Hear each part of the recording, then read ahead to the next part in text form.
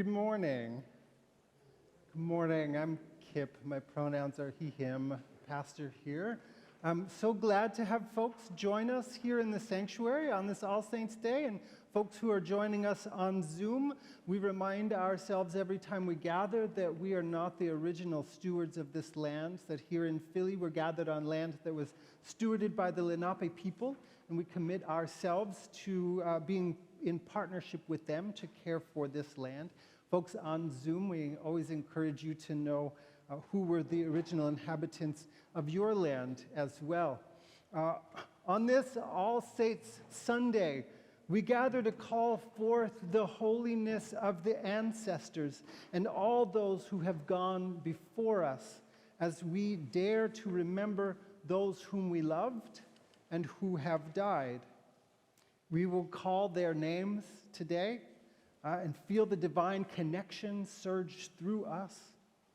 We gather where the sparks of God fly as we celebrate the connection that is still alive between us. May we feel God's grace and the bond that joins us together even now, that joins us to one another in this time of depth and longing and mystery. May we be comforted and inspired by our connection to the greater whole. You'll notice that the setup in the sanctuary is a little different than usual. We've got candles, which we will light as we typically do on All Saints Sunday, lighting, naming, and honoring those who've gone before us and who have shaped us. We've also got an altar here that is decorated with photos and some candles and flowers and other mementos that are reminders of those who have gone before.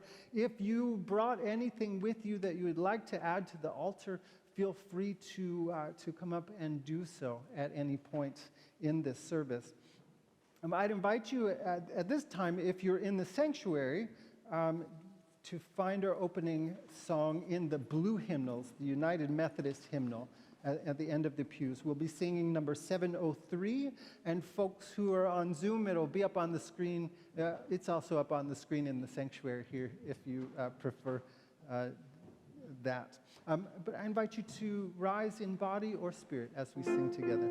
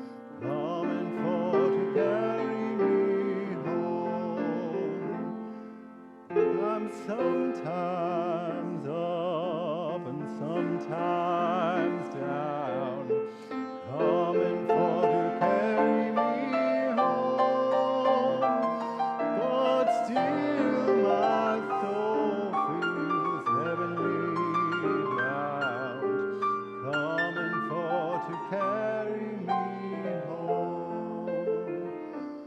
Swing low, sweet chariot, coming for to carry me home. Swing low, sweet chariot, coming for to carry me home. The brightest night did say, coming for to carry me home.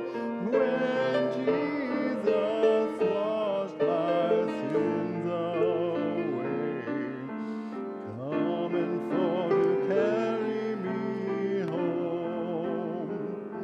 Swing low, sweet chariot, coming for to carry me home. Swing low, sweet chariot, coming for to carry me home.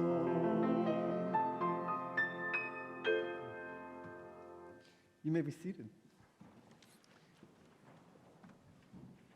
Get some blues and jazz in our worship music this morning. Our opening sentences are printed in the hymnal, in the bulletin rather. They will be up there on the screen as well in Zoom. And the thing to notice about the response part today is that we're doing some singing. Or when the saints go marching in, that will be the response part. Our All Saints opening sentences often invite us to consider people who have been lost to the world this year, who through a number of different circumstances. So I told Priscilla that I would not make her read all of these names, but we invite ourselves into the presence of those who have gone this year. Let us remember and celebrate the lives of those who have gone before us. We remember especially those who have died in the past year. And do we have, I don't know if we have music. We may have misfired on this. Do we have the, we can sing a cappella if we need it. Do you have Oh When the Saints? I don't have it here. But Okay, that's...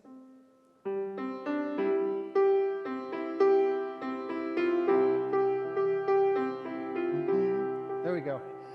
Oh, when the saints go marching in, oh, when the saints go marching in, oh, I want to be in that number, when the saints go marching in. Yeah, it's so good to have talented musicians who can pick up things that you forgot to do. We remember those who have died in war and acts of violence, hate and disaster, victims of war in Ukraine and Tigray, victims of mass shooting at the Robb Elementary School in Uvalde, Texas, at the Tops Friendly Market in Buffalo, New York, at a high school in St. Louis, Missouri, Tiffany Banks, A.C. Morrison, Martasia Richmond, and Maddie Hoffman, Kadeen Bryant, Nathan Irwin, Carissa Bright.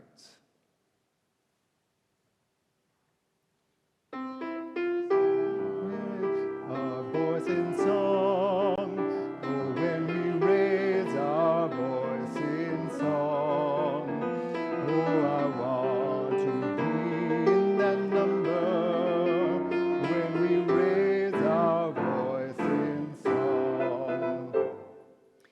We remember and celebrate those who were wise and who died in the past year. Bernard Shaw, David McCullough, Thich Nhat Hanh, Clyde Belcourt, Lonnie Guinier, Barbara Ehrenreich, Dr. Raymond Damadian. When the sun begins to shine, when the sun begins to shine, oh, I want to be in that number when the sun begins to shine. Let us remember and celebrate those who worked in the public domain. Ashton Carter, Mikhail Gorbachev, Madeleine Albright, Dr. Paul Farmer, Elizabeth Alexandra Mary Windsor, aka the Queen, Shinzo Abe, Norman Mineta. When our leaders learn to cry, when our leaders learn to cry, oh, I want to be in that number. When our leaders learn to cry. Let us remember and celebrate those who celebrated life and gave their special gifts to the world. Sidney Poitier, Bill Russell, Anne Heche, Jean-Luc Godard, Angela Lansbury, Loretta Lynn, Pharoah Sanders, Coolio, Jerry Lee Lewis, Claes Oldenburg, Ronnie Spector, Leslie Jordan. When the trumpet sounds the call, when the trumpet sounds the call, oh, I want to be in that number when the trumpet sounds the call. Let us remember those who occupy a special place in history and have died.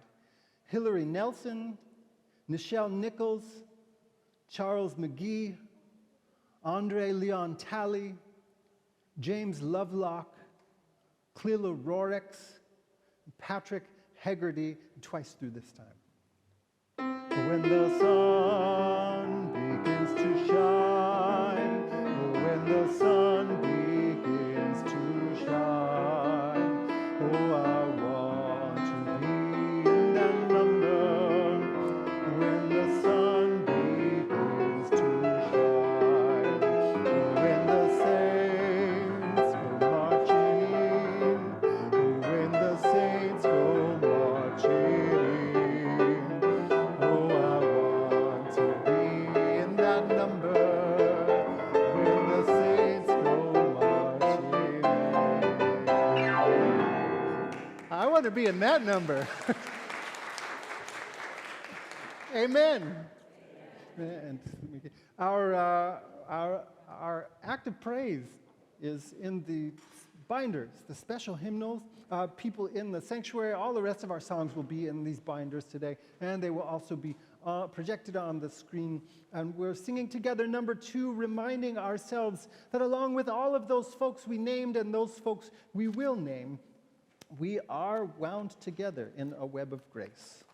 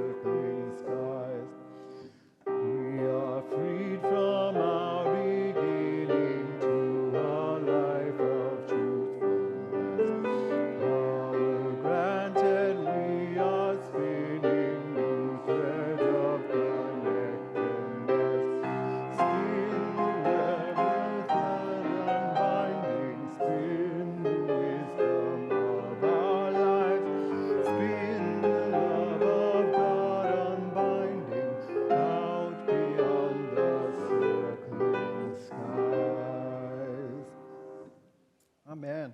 I would love to see, I see we've got some kids here. I don't know if we've got any kids with us on Zoom. I'm going to invite us, instead of going to the stage, to come out this way so that we're not behind you. Do you want to come out, Mahalia? Is that all right? Eli and Maisie, do you guys want to come down this way?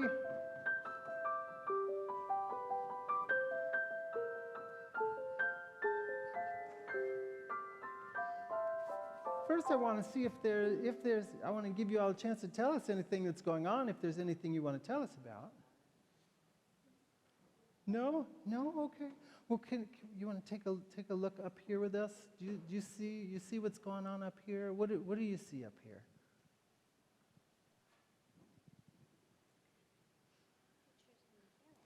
You see pictures of your family? Yes. Which one? Which is pictures with your family? We got lots of family here. Some of my cousins. Okay, that's exciting. Cool, and we've got some stones here, and we've got things that represent people. And here's a couple of fun things that I want to show you. You want to make a noise with that? What does that sound like to you? It sounds like when I was little. Sounds like when you were little, okay? So it sounds kind of like a rattle. It sounds kind of, if you do it really slow. It sounds a little bit like a rainstorm too. So we've got these things that are up here on this table. Here's another one. You wanna hold that? And if you hit these different, can you hit the different?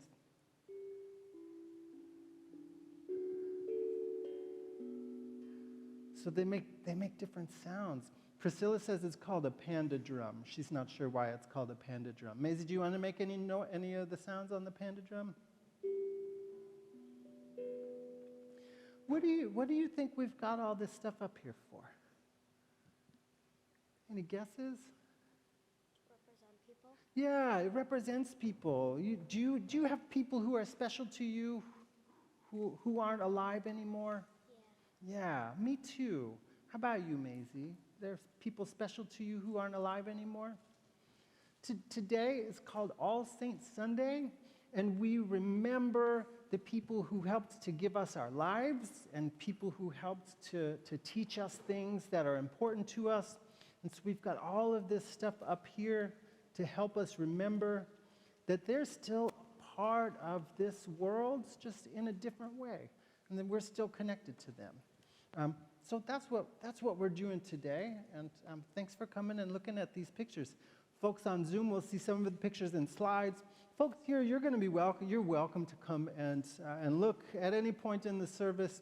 I'm telling that Priscilla's the one preaching today, but you can still come up at any point in the service and make a noise, do the rain stick, hit the panda drum if you want to remember anyone, and we'll be lighting candles to make those people kind of present to us again and honor them. So that's what today's all about. Thanks for coming up here with me.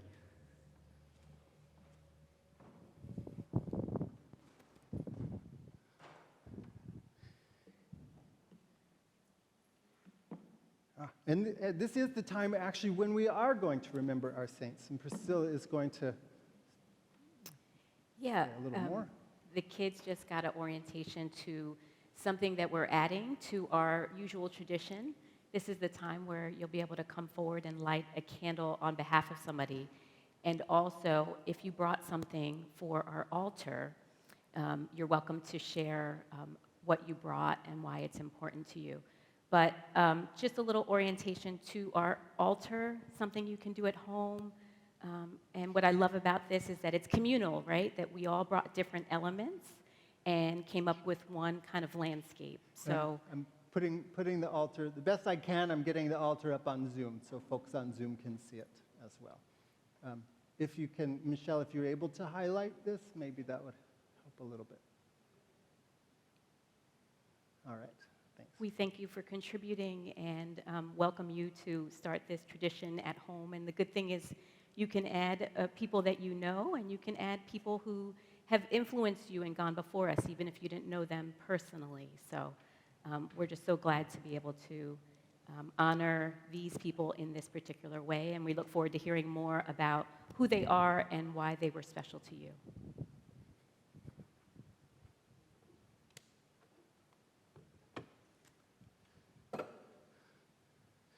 And we've got some of the pictures that are on the altar also came to me via email, so we'll get them up on the screen so folks on Zoom can see them.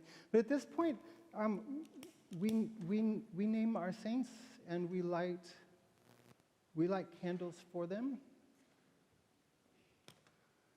And for folks who are with us in person, we'll invite you to come out here and light a candle if you want. And we can have you on the mic saying who you're lighting it for. If you want to just say the name, you can do that. If you'd like to say who they are and something that was important about them, you are also welcome to do that. Folks on Zoom will be watching. We've got Molly watching for people raising their hands or putting names in chat. We will light candles on your behalf as well. Would anyone like to start us?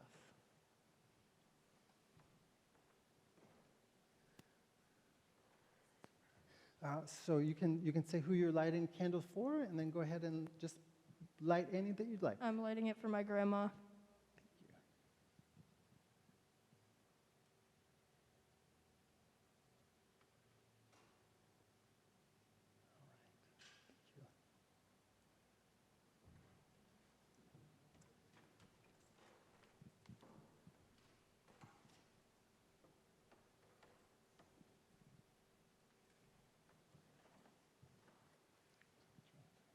I'd like to light this for my grandfather, who was so instrumental in becoming a musician. He was a part of all the lessons and the grand piano. I got that as a high school graduation present, so he knew I was serious then. But in my family too, but my grandfather, who was so influential in my life.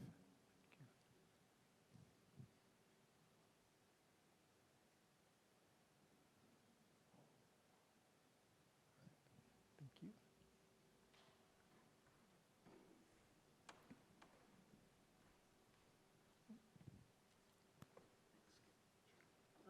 This is for the son of friends of ours from the Vineyard, from Union Chapel, who died very unexpectedly last week by himself in an apartment of a brain aneurysm. He was 40 years old. Randall Taylor.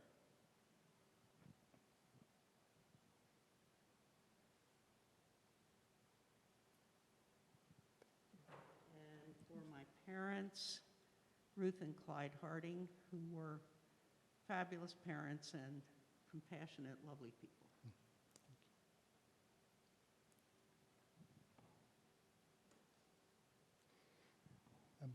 This is our first slide. If you can get the picture slide up. Kip, we do have some on Zoom as you're ready. Okay, we're gonna get this slide up now, and Nell's gonna tell us, and then we'll thank you, Molly. We'll come to folks who are waiting on Zoom as well. So this is for my husband. Can I be steady here? Yes, you got it. My husband, Manuel Gutierrez. And that's a picture of him up there now when he was acting as a magician at the annual Halloween party that we had. And he didn't really know how to do magician tricks, but somehow or they got it in his idea. He could learn if he went to the library, and that's what he did. And then that's a picture of him doing his thing. So,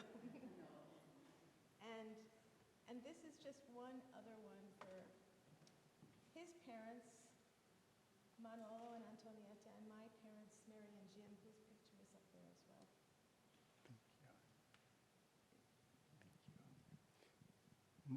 Molly, do you wanna let us know who's waiting?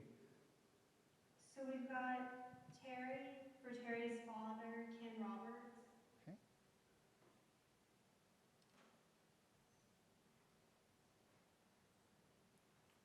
Got Angela for Angela's father, Mike Calais.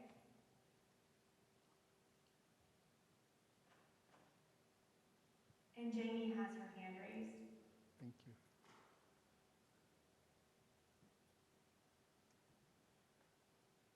I'd like to light a candle for Mom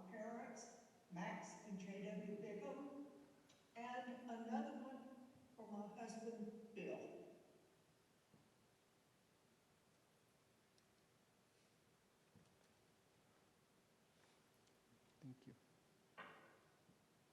And Beth has her hand raised.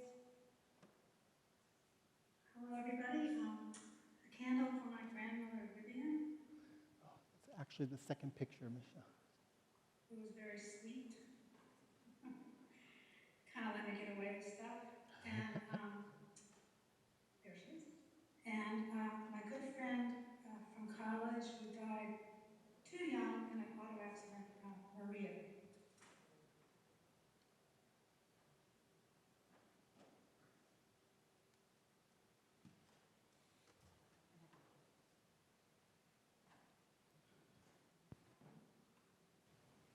I'm going to light two. One is a combo for the people I put on the altar, Lori and Chester Tennant, for my grandma Carmen, who I carry all three of them with me each and every day. And then I'm going to light another one for my aunt. Her name was Isabel. Her nickname was Tiny because she was tall for a woman. And I can't stand up here and say serious things about her. She would not like that. She was my mother's aunt, and she was often thirsty, and she loved to laugh. And often she would say, "Stop making me laugh. You're going to make me pee." And we all miss her so much. She used to take in anybody who needed a home, and we miss and love her very much.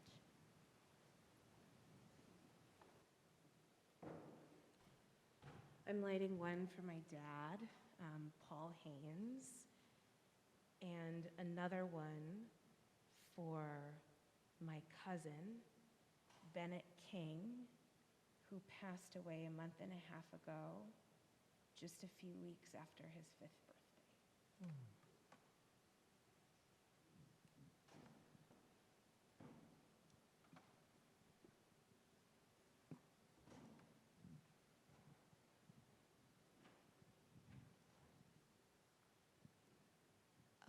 This is for my husband, Roger. I still feel his warm smile with me all the time.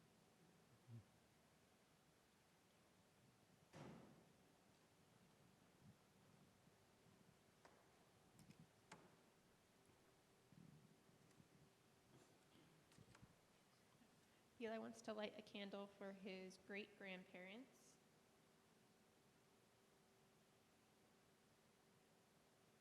And then I'll have him light one more for their great-great-grandparents, one of which is Maisie, which is where we got her name.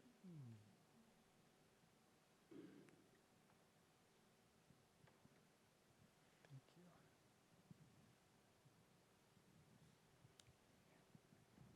I'm lighting a candle for my friend Peter O'Connor, who died unexpectedly earlier this year.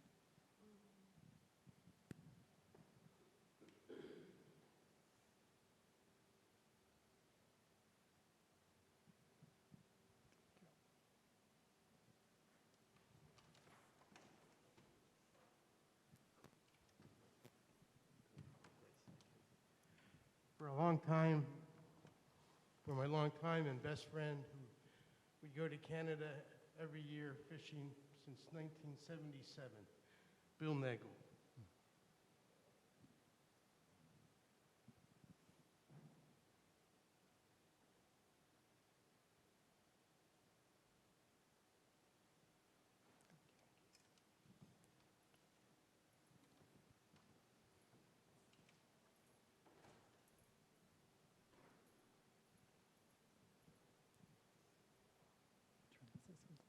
I'd like to light a candle for my great-grandpa, Julius Williams Sr.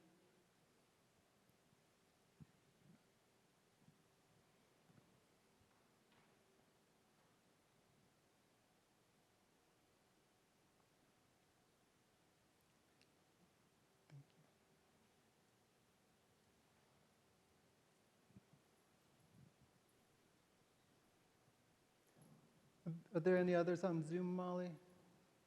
Yes, from Linda, for Aunt Jo and Uncle Vern.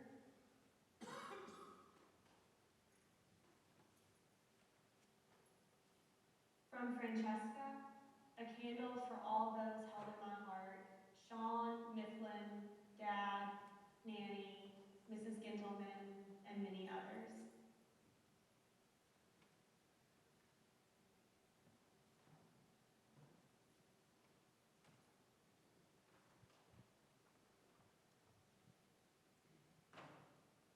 This is for my family, parents and siblings, but especially for my brother Herb. Delightfully crazy, wonderfully fun brother Herb. It's okay. We'll light it again.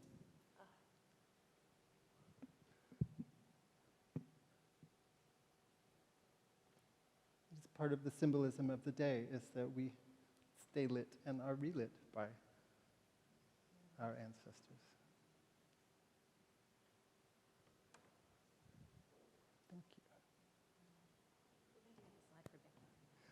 Thank you. Becky Jamros was unable to be with us on Zoom today, but she sent us this photograph. She said she's the girl in the front. The other folks in the picture are her brother, her parents, and her parents' parents, also her mother's sister, because I think it was actually her paternal grandmother who's taking the picture. So it's a great aunt, perhaps. But Becky says that except for her, everyone else in the photo is no longer living. So she asked us to light a candle on their behalf.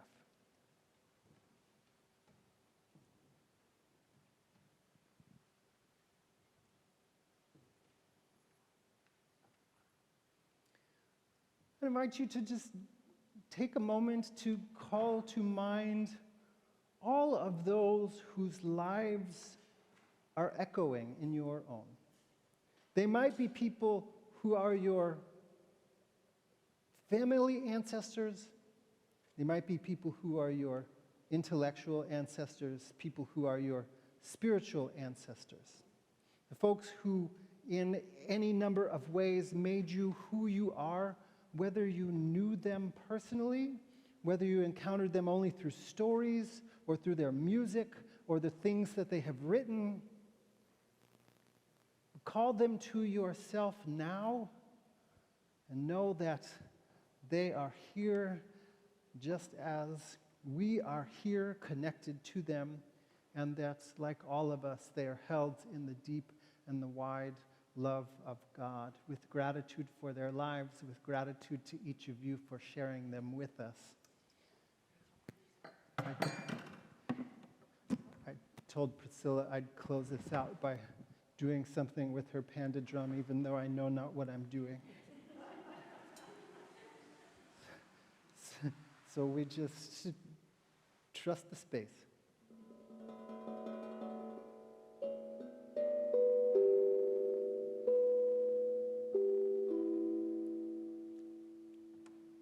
That'll do it. Hello, everyone. Good morning. Our first reading this morning is written by one of my very favorite writers, our very own Nyla Francis, who is actually on with us as part of our virtual congregation. And I have a feeling it's going to move you as much as it moved me.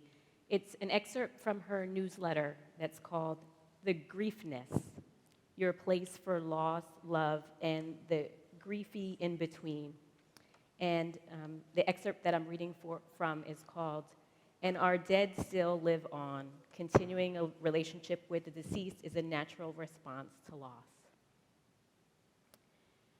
I got the dates wrong, thinking I was headed to an early All Souls Day service on Sunday morning.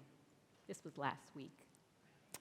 I gathered a few photos for the altar I'd read about in an email announcing the service, including an old, recently framed photo of my paternal grandparents.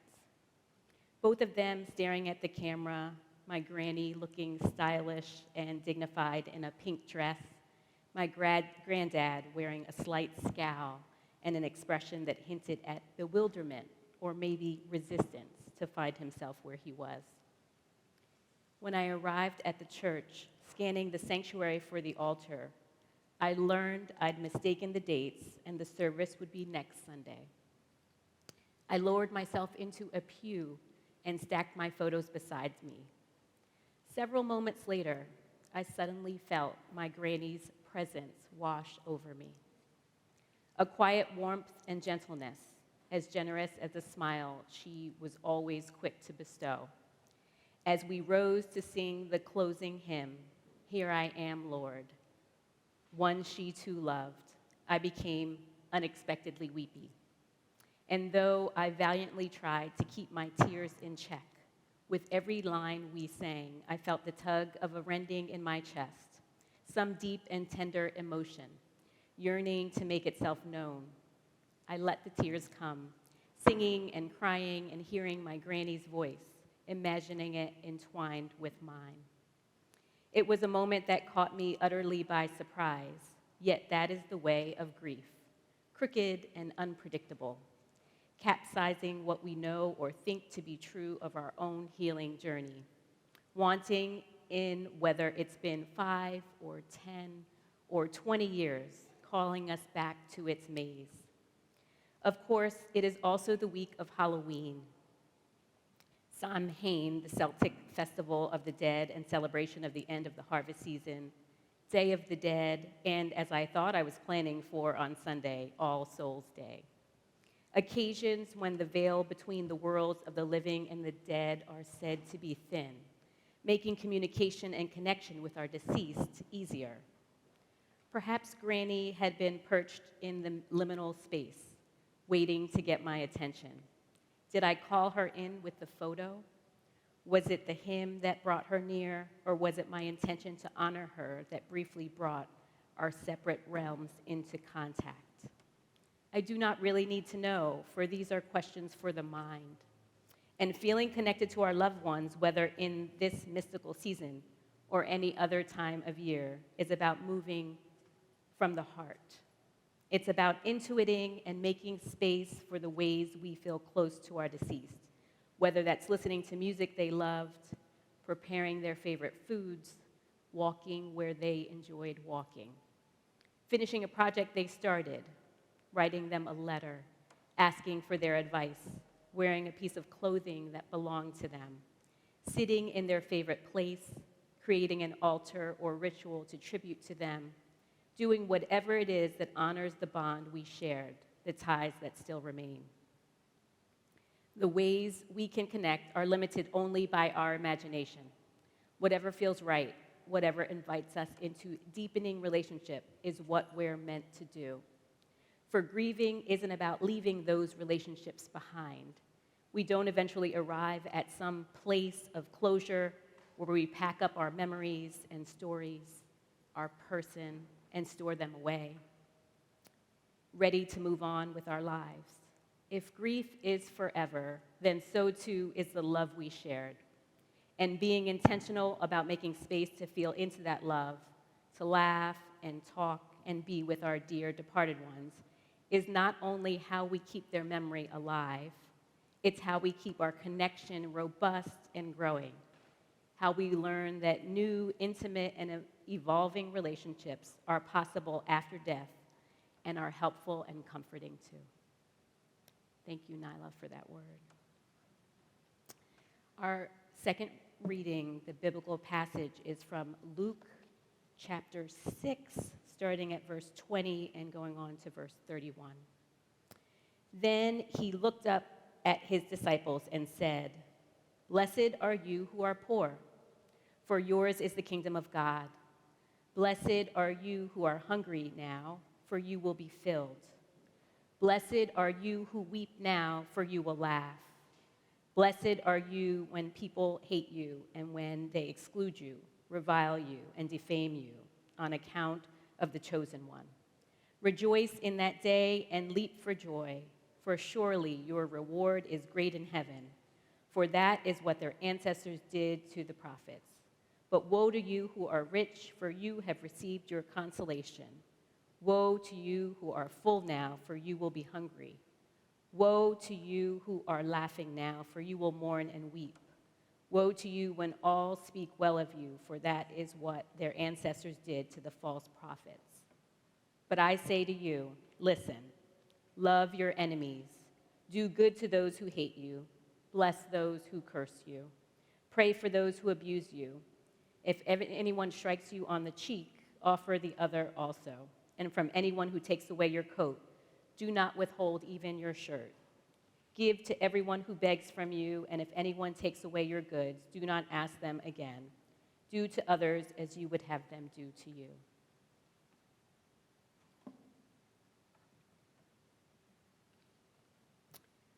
We live in a death-phobic culture. Death is usually hidden and out of sight. It's our biggest fear, not necessarily our own mortality, but the fear of losing those we love most. And yet we rarely acknowledge our anticipatory grief with those we fear losing. But recently I heard just such a candid conversation on a podcast called 70 Over 70 that I recommend. It's a show about how we make the most of the time we have left. The host, Max Linsky, talks to 70 remarkable people all over the age of 70 about the big questions that we all ask ourselves, no matter what age we are. What does it mean to live well, and what are we still searching for? The format of my sermon today will simply be to relay a series of intimate conversations between a father and a son towards the final curtain call. I found their dialogue so meaningful that their words have become a soundtrack in my mind that sometimes starts playing on its own. In the prologue episode, we get to hear from the host, Max, as he discusses how the project made him struggle to pin down for himself what he was trying to learn with these conversations. To puzzle it out, he talked with the person over 70 who knows him best, his father, Marty Linsky. The episode juxtaposes two conversations with very different tones. One in which his dad is pretty optimistic about his age and mortality, and another where he's pretty down about things. The first conversation takes place in a hospital room. His dad, Marty, had just come out of surgery to fix a valve in his heart. When he asked his dad how he was feeling, he responded, "I feel great. I just feel wonderful. I mean, when you hit 80 years old, you can't kid yourself anymore that you're not on the downside. That's a big number, but I love the life that I have." His son, the podcaster, asks, "Do you feel more alive or less alive?" Marty says, "There's something about this time of life when you get up and look ahead to next week's schedule and there's nothing on it, and you got to figure out how you're going to fill it up. I have to create a life. It's like waking up and having a clean slate and saying, what am I going to do today? It does feel more like starting over. It all feels more glorious." Marty goes on to share that the day before his procedure, he sent emails to 30 or 40 people to let them know what was going on with him. He admitted that such an act could seem self-indulgent, but instead, it felt good. It was as if he was saying, "I care about you, and I want you to know the most important thing going on in my life." Getting back to his son's question about whether he feels more or less alive, he answered, "I'm still evolving, inventing myself and reinventing myself." The less upbeat conversation had occurred a few months earlier on the eve of his 80th birthday in 2020, when Max tried to interview his father. His dad turned the tables on him and asked, "What's it feel like to watch your father get really old?" His son responds, "I take issue with the premise of the question. You seem convinced that you've gotten really old. Why is that?" These two are like conversational ninjas who insist that the other should take center stage. His dad obliges. "I have a lot more time on my hands, but I'm not accomplishing anything more. I feel old. The way I'm feeling now is part of the dying process. The image that I have of my own dad dying is like a factory closing where the lights start to go out in different parts of the building. I need a good night's sleep whenever I get a lot of steps in and exercise. There is a process that has started. Part of me wants to celebrate reaching 80 years old. The other part of me feels like the rug's been pulled out. In my life, I don't think I've understood very well how I need or want to be loved. There is some piece that I can't articulate well, maybe because I don't want to, or maybe because I can't." In the conversation, you can sense how much Max still wants to say to his dad. And so, as is his lifelong habit, he turns to his dad and asks for some help. You really didn't want to get older for a long time. You kept being an old man at bay. Marty admits it. It was scary. I was scared because of watching my dad fall apart. That's why I walk 20,000 steps a day. To others, it may look like OCD, but I love checking my weekly average on my phone. I currently do 94 push-ups a day. No shade to anybody who is not at that number, no matter what age you're at. At some point, that will end. It's not who I am, it's just something that I do, and then I'll move on to something else. Eventually, his son asks him, "Do you have a theory about why I'm doing this project?" The only theory that I have is about seeing this life as a journey that doesn't go downhill, but evolves in different ways. I think I would have had more joy in my life if I had thought about it that way. I was too preoccupied to be present. Then they refer to this beautiful metaphor for life that Max's father uses. Sometimes we are on the dance floor, and other times we are on the balcony, overlooking people on the dance floor. Marty shares, "I'd like to think that you used me to help you see the patterns and tendencies about the metaphor of the balcony and the dance floor." His son says, "Or I might be doing this show because I'm just really scared of you dying." His father boldly asks a follow-up question. "Well, what's the fear? What are you afraid of?" And his son answers, "That it's unknown. The only thing I have known is having you there to talk anything out. For me, not knowing how much time there is left to do that is really scary. And then what's on the other side feels kind of impossible. How to move between the balcony and the dance floor without you." His father responds, "I can hardly express the incalculable joy I get from our relationship. The idea of not experiencing that is hugely frightening to me. On the other hand, I have so much confidence in your capacity for managing that and making the most of that after I'm gone that I don't worry about it. You'll find ways to keep our conversation going long after I've stopped breathing. I don't have any questions about that. Maybe that's what you're trying to do with the show, trying to figure out what it means to let go." I hope you found these patches of conversations between this father and son as moving as I did. Maybe listening to them inspires you to think about the conversations you still want to have.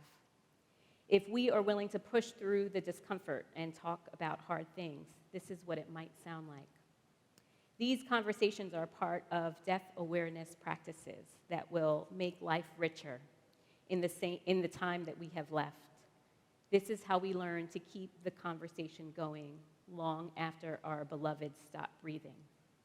If we get really vulnerable and open our hearts, we can learn to move between the balcony and the dance floor without them. We can figure out both how to let go of them and how to hang on to them forevermore. This is God's good news. Amen.